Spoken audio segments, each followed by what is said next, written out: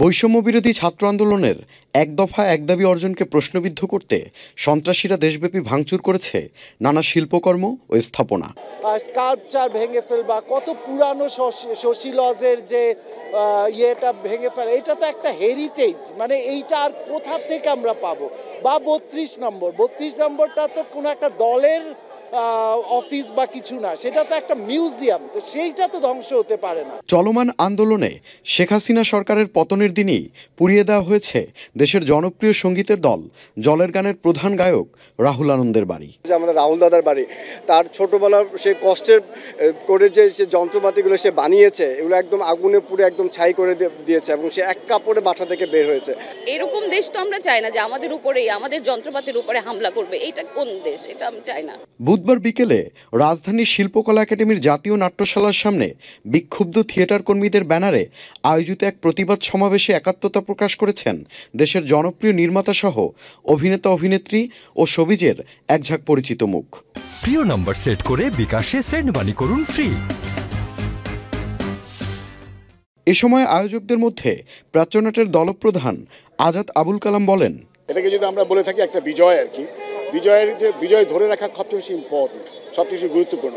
কিন্তু আমরা দেখতে পাচ্ছি যে ধ্বংস, মানুষ হত্যা, লুট তারাজ এবং শিল্প স্থাপনা, শিল্পাঙ্গন, মিউজিয়াম, এগুলিতে আগুন দেওয়া এবং ভেতর থেকে লুটপাট করা, এই লুটের সংস্কৃতি হচ্ছে সবচেয়ে ভয়ঙ্কর। সমাবেশে উপস্থিত বিক্ষুব্ধ থিয়েটার কর্মী ও সংগঠকরা শিল্পকলা একাডেমির মহাপরিচালক সহ গ্রুপ থিয়েটারের চরিত্র নিয়ে প্রশ্ন তোলেন। পাশাপাশি 15 বছরের শিল্পচর্চার দুঃশাসনকে কাটিয়ে স্বাধীন শিল্পচর্চার প্রয়াসও ব্যক্ত করেন। এই 15 বছরের যে শাসন চলেছে, দুঃশাসন চলেছে, সেই 15 বছরে আমরা দেখেছি প্রত্যেকটা শিল্পকলার যে সেক্টরগুলো রয়েছে সেই সেক্টরগুলোর একই ডিক্টেটরশিপ চলেছে। শিল্পী স্বাধীন, আমি শিল্পী হিসেবে আমি স্বতন্ত্র স্বাধীন শিল্প করতে চাই, সেখানে কোনো কথা বলা যাবে না। আমরা যারা বিভিন্নভাবে গ্রুপ থিয়েটার ফেডারেশনের দ্বারা নিষ্পেষিত হয়েছি, নিপীড়িত হয়েছি, কারণ তারা তো সরকারের পক্ষে চলে গিয়েছিলেন। আমাদের মনে রাখতে হবে 80 দশকে গ্রুপ থিয়েটার ফেডারেশন তৈরি হয়েছিল দলগুলোর সাথে সরকারের দর কষাকষির জন্য, অথচ এখন দাঁড়িয়ে গেছে যে তারা সরকারের অংশ হয়ে গিয়েছিল। তার ফলে গত 15 বছরে এই অন্তত এই শিল্পকলা ক্ষেত্রে আমরা যেটা দেখেছি এক ধরনের খুবই মানে একটা প্রকাশ্য একটা দলবাজি ছিল, এবং কাকে ডেট পাবে কে ডেট পাবে না, এগুলো সে কি বললো, কোথায় ফেসবুকে কি লিখলো, সরকারের সম্পর্কে কি বললো।